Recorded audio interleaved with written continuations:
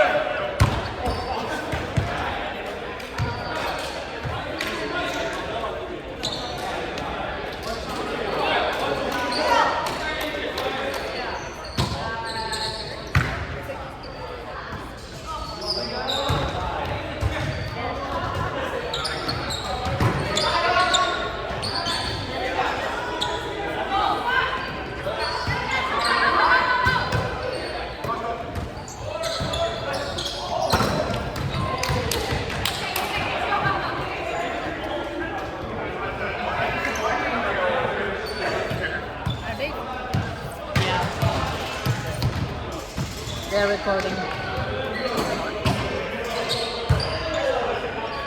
I feel like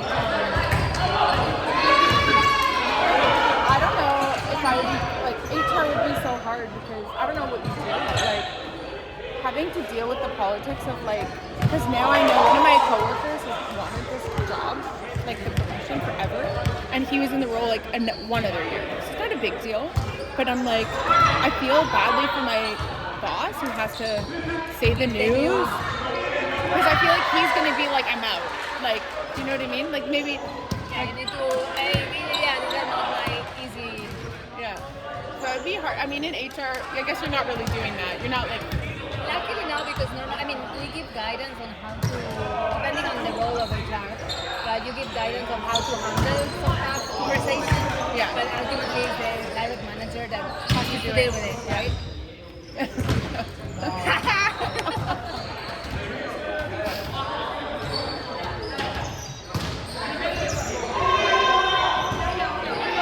Do you have people coming to a lot with like other offers and then they're like gonna leave and then you have to like HR has to like determine if you can match? We don't. No. They can try but we don't negotiate. You don't? We pay competitive versus like the market. Yeah. So, and we want to treat everyone fair. Right. So, like, we don't want to give more to someone because he's negotiating and maybe not someone else. So if they have another offer, like, okay, see ya. Yeah. This is the best we can do. Yeah. Sometimes we have some signing bonus that we can use, like up to 10K. Like if they're leaving a bonus or they're leaving something on the table to come in.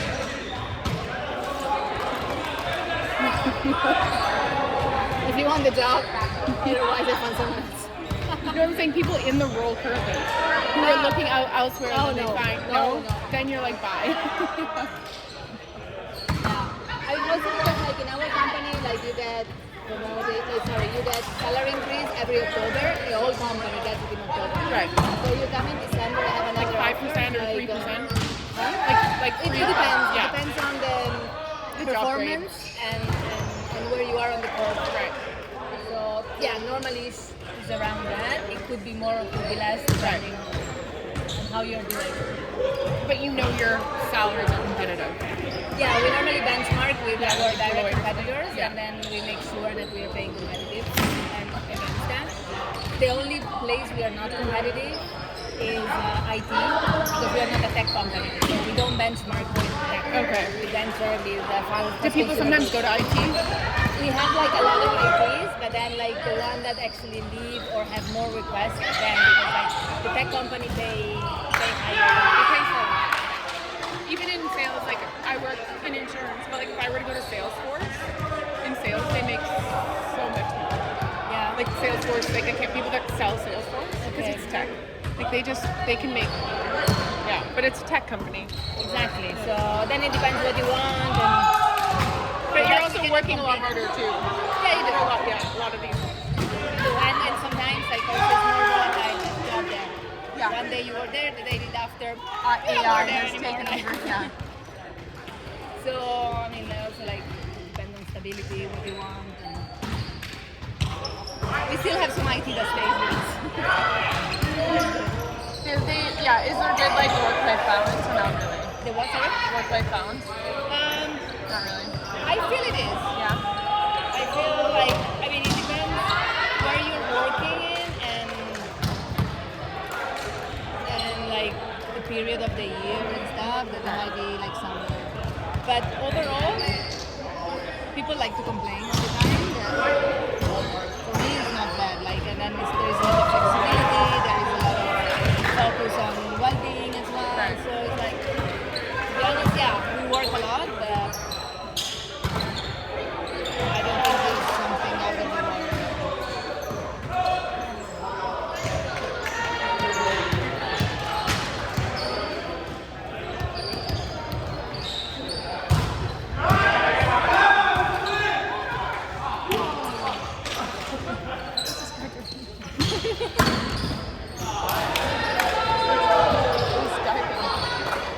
Trying to live? I have no idea.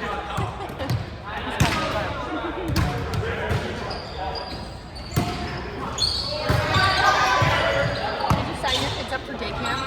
Your summer day camp? Oh no, because we go on holiday 2 weeks as soon as school ends. Yeah. And then they're at home for a week, and then I bring them in Europe for the rest of the summer. So they stay with my parents and then my in-laws. Oh yeah. So no summer camp. Yeah.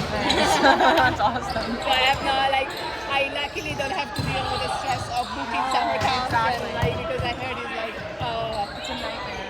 yeah. You have to already have done it in February. Like if you're trying now, then you're not. That's all of Toronto. Wow. I mean, there is a lot of kids, there is a lot of people, so it makes sense, but still. Yeah. You manage, you have it the camp or? So we at my where my cottage is, there's a day camp, and so they're just there the whole summer. It's like an outdoor camp, sailing and yeah. That's nice. Yeah.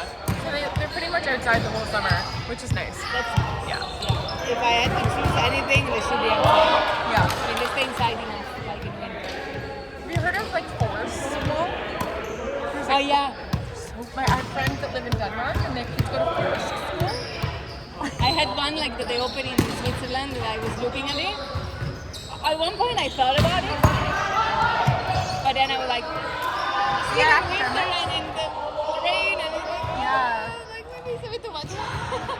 I think they would love it, but Yeah, I mean, like these kids, I should post sometimes on Instagram and I watch them. I'm like, it's like torrential downpours, and their kids come home and they're just like so dirty, and like they love it though. yeah, no, of course for the kids it's amazing.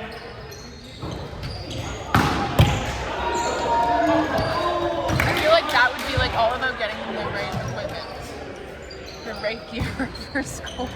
Yeah, yeah. Like water, high food, tech. everything. Yeah. Like,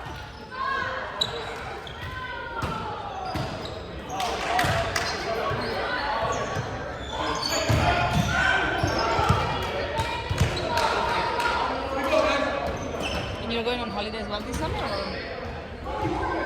So my husband, we're taking our kids to New York for like a week for my daughter's birthday in June, and then we're planning a trip for next year, but nothing other than New York. Okay. We're actually going to New York twice. Like one, my husband and I are going to a concert. See what?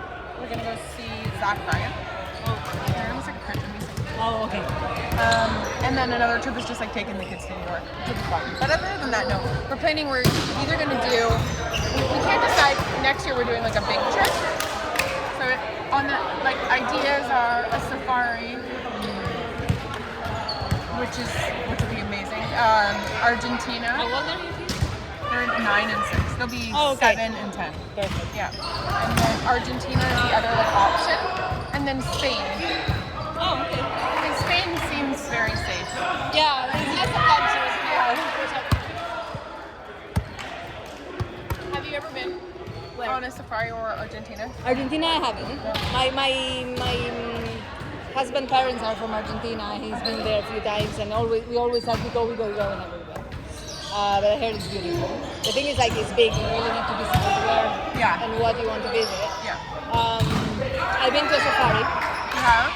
We did Tanzania once, so they're like That's what we're looking at. Tanzania. And then we did South Africa.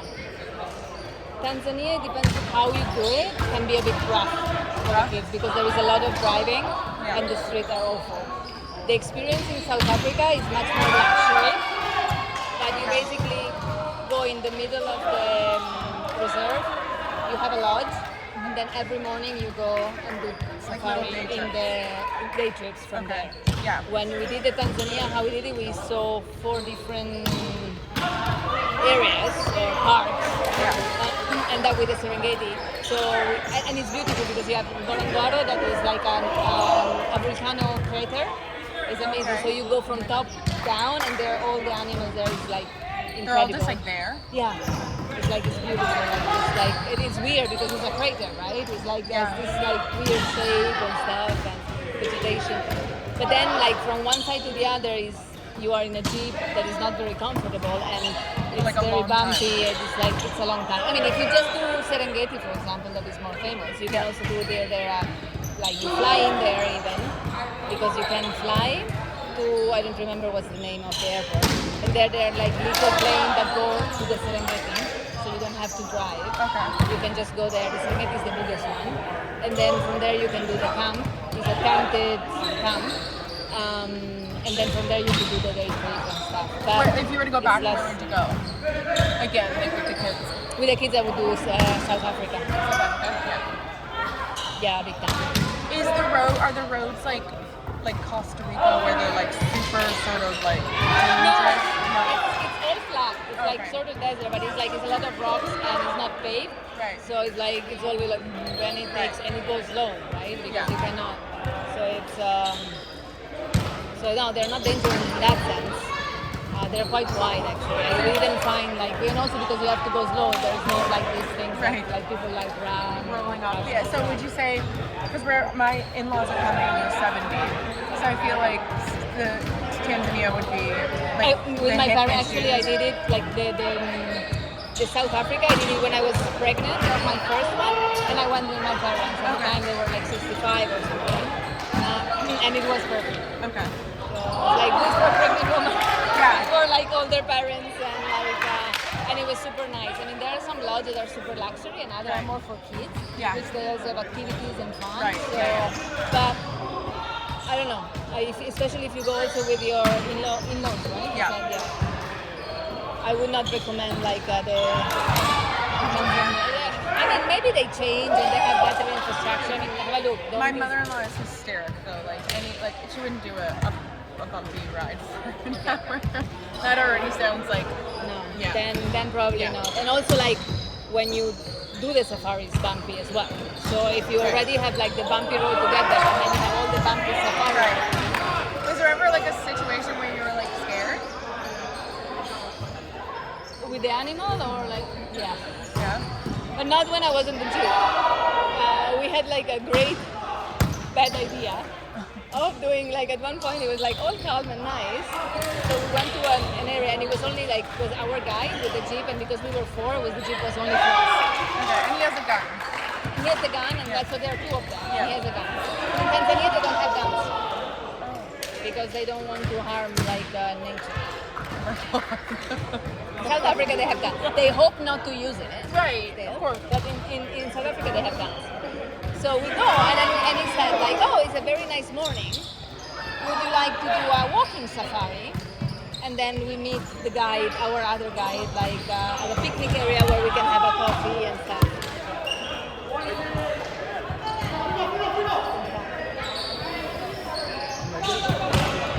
There's a walking safari option? No, I mean like the guy said, "You want to walk and then Okay. like go around? It's very nice here." And stuff. Okay. I said, "Yeah, cool." Okay. Like, and then he said, "Like, I can explain you the poop and like the Yeah. little insect, whatever." So we were walking, and then he said, "Like, make sure you walk. We walk one bit in a line."